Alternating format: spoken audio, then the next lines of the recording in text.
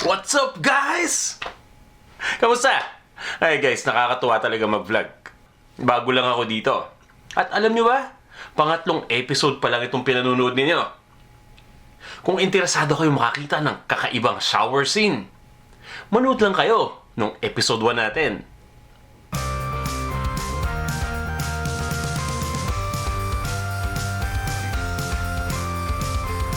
Kung natatakam naman kayo sa kwek-kwek, nandyan ang malutong na kwek-kwek na kulay pink. O saan ka pa? Nasa episode 2 yan.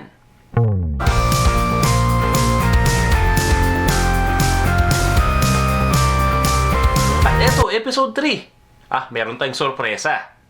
Pero alam nyo ba, bago yon, kakadating ko lang dito sa bahay. At ito yung dinatnan ko kanina.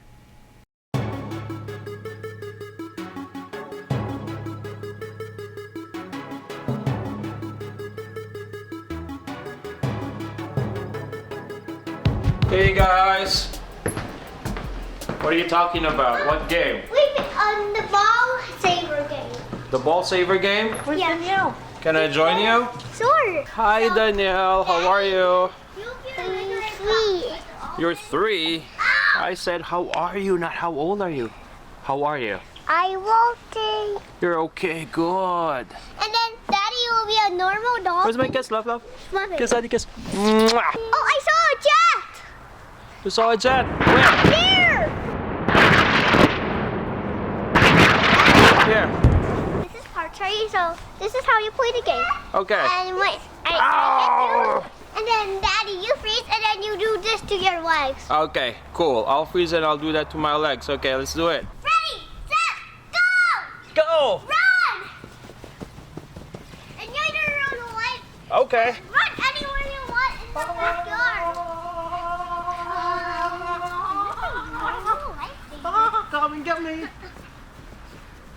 Na na na na na. Na na na na na. Na na na na na. And I'll get the ball. Ow! Freeze and do this. Okay, do this. Dun dun dun dun. Now you can go again, Daddy. Dun dun. Rain. Parang yung lusutan lang sa basketball nung araw, ano? Yes, it's basketball. You're right, Daddy. Alright, and then I'm gonna fart.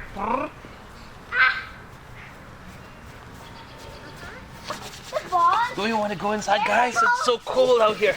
And you hope you don't shoot to the naughty garden. Got it? Giniginaw na ako. Iba na yung tumatanda talaga. Itong mga bata, kanina pa daw nasa labas. Pero hindi giniginaw. Papasok muna ako. Naglaro lang kami ng mga bata sandali. Hindi ko na kinaya, kaya pumasok na ako dito sa loob ng bahay. Sila naglalaro pa ron, pero maya-maya, papasok na rin yun at giginawin na yun. At dahil pagod sila at siguradong gutom na yun, ito yung sorpresa. Gagawa tayo ng lasagna.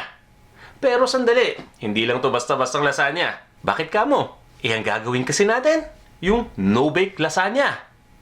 Ito oh. Para to sa lahat. Kahit wala kayong oven, magagawa nyo to.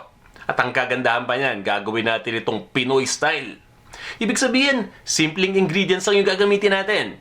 Hindi na tayo gagamit ng kung ano-ano mga, pasosyal na ingredients yan, no? Wala nang ricotta cheese, wala nang kung ano-ano. Pero gagawa pa rin tayo ng white sauce. Siyempre, yan nagpapasarap sa lasagna eh. Pero kahit mukhang sosyal yung white sauce na yan, simple lang. Tirahin natin maya-maya, papakita ko sa inyo. At dahil excited na nga ako dito sa pagbablog, talagang, kumbaga, pinaghahandaan ko to, no? Ayaw kong gamitin tong camera na ginagamit ko ngayon. Ito kasi yung ginagamit ko sa pangluto. Kasi alam nyo, kapag nagbablog pa, lalakad ka ng lakad. Iikot ka ng ikot ng ganun, di ba? Pag nahulog yung camera, yari. Kaya, ang ginawa ko kagabi, nag-order ako ng camera. Yung hindi naman kamahalan, yung tamang-tama lang. Nang sa ganun ay magamit ko dito. Samahan nyo akong buksan yung package kapag dumating. Ano ba bang bago? Uuwi kami sa Pilipinas. Malapit na. Birthday kasi ni Mama. 70th birthday na. Kaya importante na sama-sama kaming lahat para ipagdiwang yung birthday na yon. Siyempre, bukod doon, pupunta din ako doon sa mga paborito kong kainan ng street food, no? Siyempre, yung mga isaw. Panalong-panalo yan.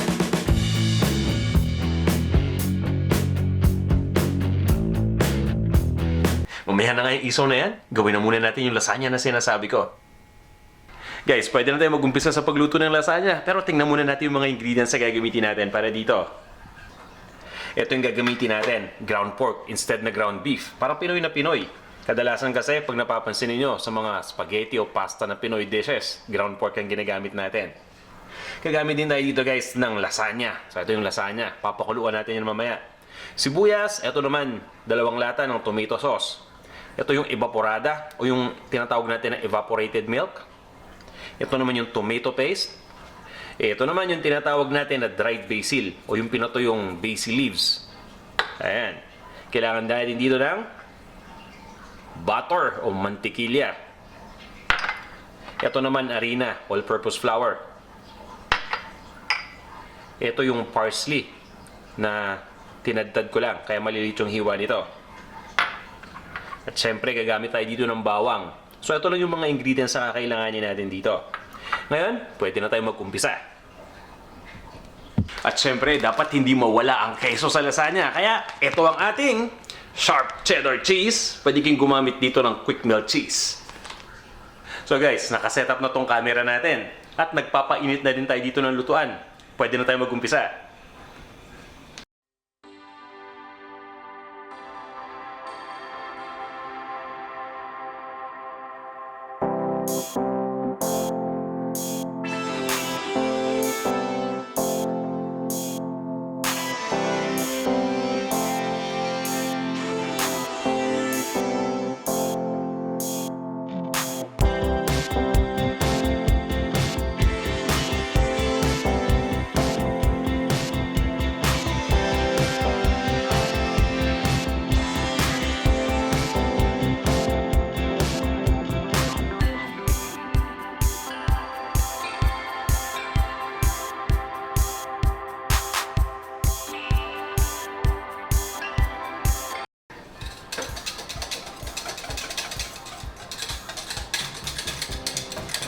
Guys, ito naman yung white sauce ng ating lasagna.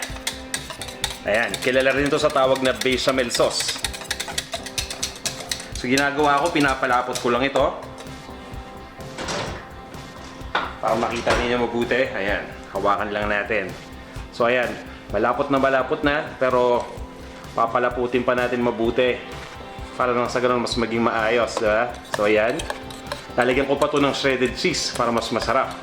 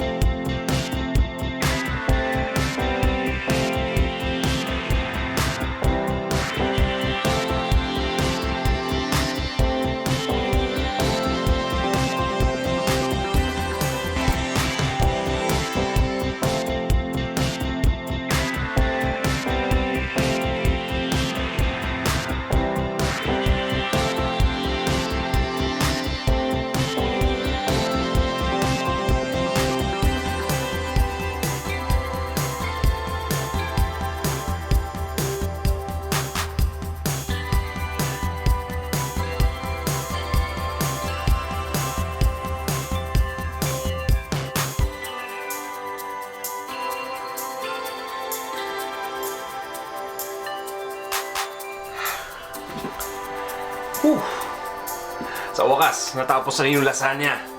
Medyo matrabaho ng konti, pero sulit naman. Tingnan nyo.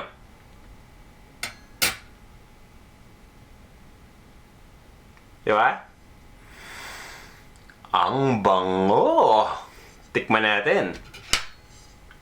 Mukha namang katakam-takam mo. Diba?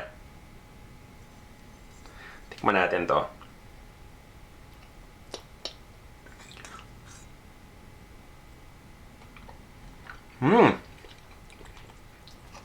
May ako na kayo kakausapin, kakain muna ako. Sarap. Alam nyo guys, ito yung Pinoy lasagna. So, walang keme to. Lahat ng mga ingredients na ginamit natin dito, napakadaling hanapin. Hindi tayo gumamit ng kung ano-ano, gaya ng ricotta cheese o ano man. Ako, hindi. Ordinaryong cheddar cheese lang to. Pwede kayong gumamit dito nung quick melt. Yung lagi natin nabibili sa mga tindahan. So, ang gagawin natin doon, i-shred lang natin. Tapos, ilalagay natin dito. Basta may recipe akong ilalagay. May separate tayong video para dito sa ating no-bake lasagna. Tira yun, no-bake. Di ba? Panalong panalo. Kakain pa ako. Ako, ang daming pasta nito. Ang daming carbs. Lagot.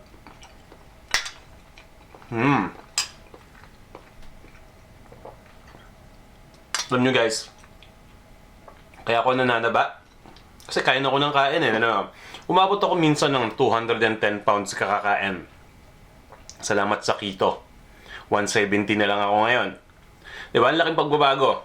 Pero yun nga lang, problema ito, kumakain na naman ako ng lasagna. Bawal sa keto to. Dahil carbohydrates. Pero siguro cheat day ko na ngayon. Yun na lang yung isipin ko. Kasi pag naumpisa mo na to, ang hirap ng ang hirap ng huminto.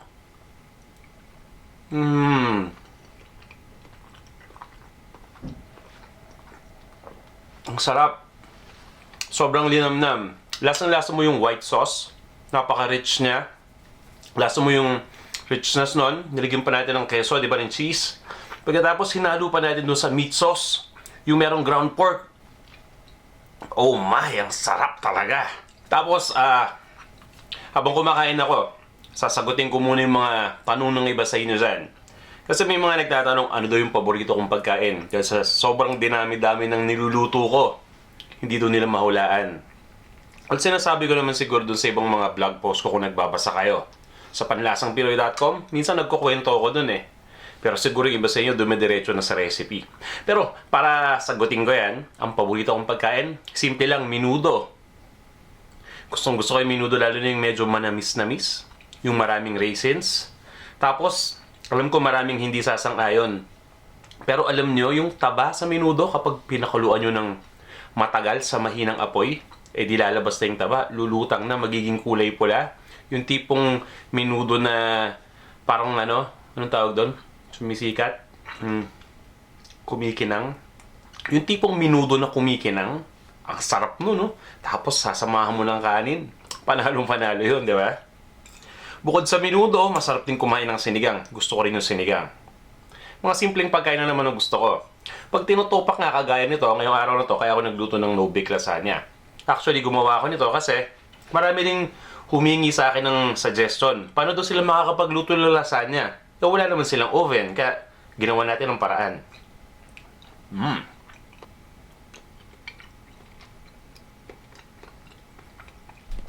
Sa mga nagtatanong, taga saan daw ako sa Pilipinas?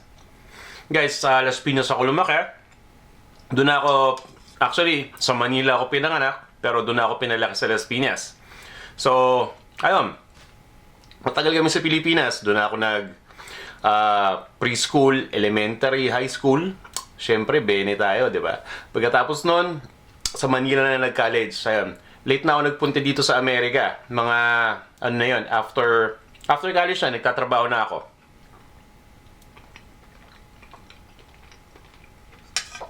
Kung meron pa kayong mga katanungan, sabihin nyo lang sa akin. Magtanong lang kayo, mag-comment lang kayo. Kung may gusto kayo malaman, pipilitin natin sagutin lahat ng mga yan. Abangan nyo yung susunod nating vlog. Magkukwento ako tungkol sa kung ano-anong bagay dun sa inyo.